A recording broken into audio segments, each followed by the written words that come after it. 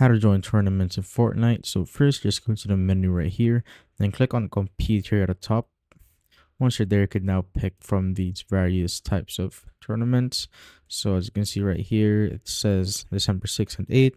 So at the bottom middle of the card, you will see when the tournament is going to happen. And if you see various dates, it means that the tournament has 3 or more dates.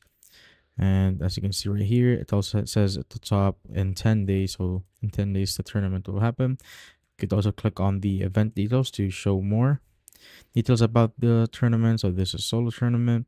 And if you click on the locks right here, you will see what date and time the tournament is going to happen. So when we go back to play right here and just scroll down till you see the buy epic header right here. So you can see that all the tournaments right here. So let's say the rank 0 build, you could click on that, then click on select.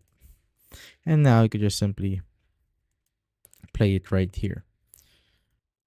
So just make sure that the tournament is live. So let's say you found the tournament you want. So just simply go there and you could just simply click on the play button like any other mode here in Fortnite. And that's basically it.